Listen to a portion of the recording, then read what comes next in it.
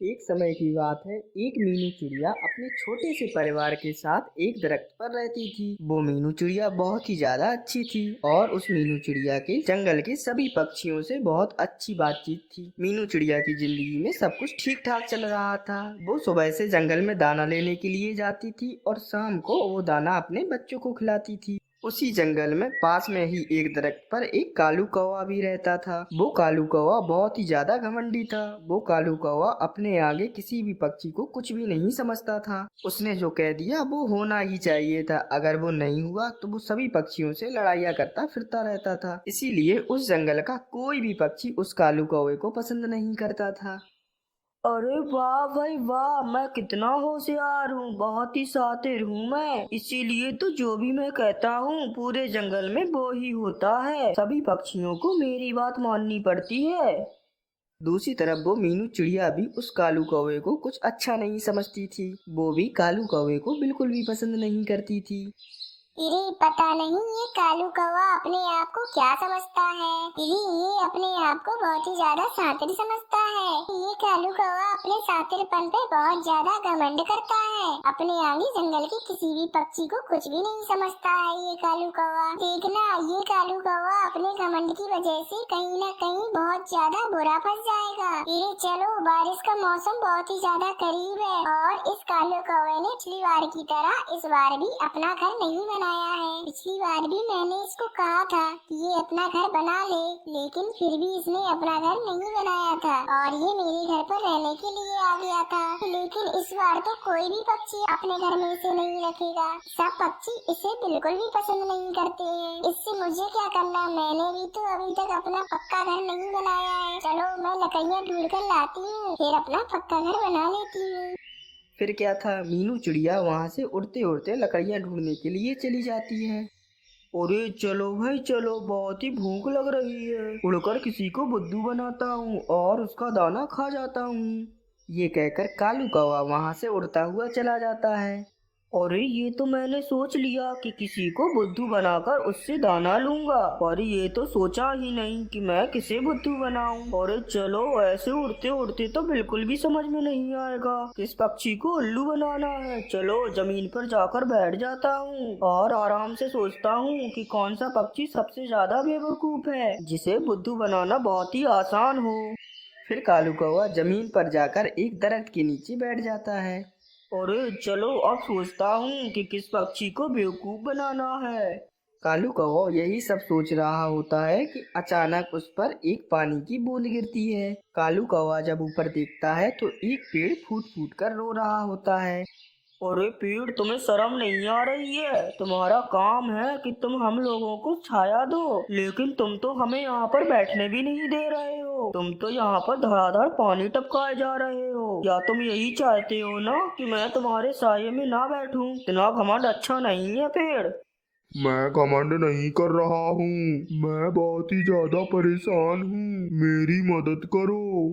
अरे अरे, पहले तुम रोना तो बंद करो। मैं तो तुम्हारे आंसुओं की वजह से पूरा ही भीग जाऊंगा। अरे मुझे बताओ, तुम क्यों परेशान हो? शायद मैं तुम्हारी मदद कर दूं। अरे कालू कौवे, मैं इसीलिए परेशान हूँ। ये जो तुम्हारे बगल में छोटा सा पौधा है, उसके अंदर एक कांटा घुस गया है। वो पौधा मेरा ही बच्चा है। उसको बहुत ज्यादा तकलीफ हो रही है। तुम मेरी मदद करो। तुम उसके अंदर से वो कांटा निकाल दो। मैं हमेशा तुम्हारा आभारी रहूंगा और तुम्हारी खूब मदद भी करूंगा मैं।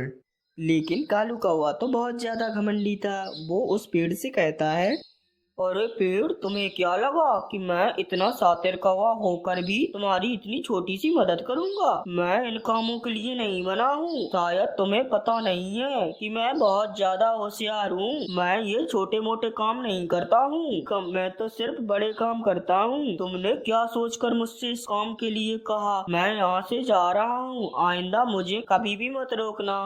ये कहकर कालू कौवा वहां से उड़ता हुआ चला जाता है।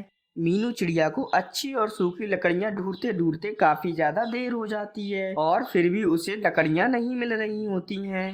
इरी, अगर इस तरह मुझे लकड़ियाँ नहीं मिली तो मैं फिर क्या करूँगी? मेरा घर तो अभी बना हुआ भी नहीं है। मुझे घर बनाने के लिए लकड़ियों की बहुत ज्यादा सख्त जरूरत है। मुझे कुछ भी कर कर लकड़ियाँ ढूंढनी ही पड़ेंगी। चलो, मैं काफी देर से लकड़ियाँ ढूंढ रही हूँ, बहुत ही ज्यादा थक गई हूँ। मैं जाकर जमीन पर बैठ जाती हूँ थोड़ी देर। फिर क्या था, मीनू चिड़िया उड़ती उड़ती जमीन पर आकर बैठ जाती है। इरी, इतनी देर से मैं कितनी मेहनत से लकड़ियाँ ढूंढ रही थी, पर मुझे लकड़ियाँ मिल ही नहीं रही थी। अब यहाँ पर बैठ गई हूँ तो थोड़ा आराम मिला है। मैं थोड़ा आराम करके फिर लकड़ियाँ ढूंढूंगी तो मुझे लकड़ियाँ जरूर मिल जाएंगी। फिर क्या था, मीनू चिड़िया पेड़ के नीचे बैठी हुई आराम कर रही होती है। अचानक से उसके सर पर एक पानी की बूंद गिरती है। मीनू चिड़िया जब ऊपर देखती है तो वो पेड़ तो फूट फूट कर रो रहा होता है। मेरी मदद करो मीनू चिड़िया, मैं बहुत ही परेशान हूँ, मुझ पर कृपया करके मदद करो। तुम्हारा बहुत ही बड़ा एहसान होगा, तुम मेरी मदद करो। इरी, पहले रुको तो पेड़ भैया, पहले तुम मुझे बताओ कि मैं तुम्हारी क्या मदद करूं। तुम्हें क्या परेशानी है? जब तुम मुझे अपनी परेशानी बताओगे तभी तो मैं तुम्हारी मदद कर पाऊंगी। अरे मीनू चिड़िया, ये जो तुम्हारे बगल में छोटा सा पौधा है, इसे कांटा लग गया है। ये पौधा मेरा ही बच्चा है, तुम उसे बचा लो, उसे बहुत दर्द हो रहा है। तुम उसके जिस्म से कांटा निकाल दो, तुम्हारा बहुत बड़ा एहसान होगा, मेरी मदद कर दो। इरी, अच्छा अच्छा पेड़ भैया, मैं अभी कांटा निकाल देती हूँ। फिर क्या था, मीनू चिड़िया अपनी चोंच से वो कांटा जोर से पकड़कर बाहर निकाल देती है। कांटा निकलते ही उस पौधे को आराम आ जाता है। अरे मीनू चिड़िया, तुम्हारा बहुत बहुत शुक्रिया, तुमने मेरी मदद करी है। और मुझे तो तुम बहुत ही ज्यादा परेशान लग रही हो। तुम मुझे बताओ, अगर तुम्हें कोई परेशानी है तो क्या पता मैं तुम्हारी मदद कर सकूं। इरी, हाँ पेड़ भैया, सच में मैं बहुत ही ज्यादा परेशान हूँ। बारिश का मौसम कितना ज्यादा पास है और मैंने अभी तक अपना घर भी नहीं बनाया है। मैं ना जाने कब से लकड़ियाँ ढूंढ रही हूँ, उसे ढूंढकर अपना घर बना लूँ, पर मुझे लकड़ियाँ मिल ही नहीं रही हैं। अरे मीनू चिड़िया, तुम बिल्कुल भी परेशान ना हो, मैं तुम्हारी मदद कर सकता हूँ। मैं जब भी किसी से बहुत ज्यादा खुश होता हूँ तो मैं उसे बहुत ही बड़ा सेब इनाम में देता हूँ। मुझ में बस यही शक्ति है, जब भी मैं किसी भी पक्षी से बहुत ज्यादा खुश होता हूँ तो मुझ में एक बहुत ही बड़ा सेब उग जाता है। तुम एक काम करना, उस सेब को अंदर से खोखला कर देना और बारिश जब तक खत्म ना हो जाए तब तक उसी के अंदर रहना। वो खोखला सेब बिल्कुल तुम्हारी घर की तरह ही होगा।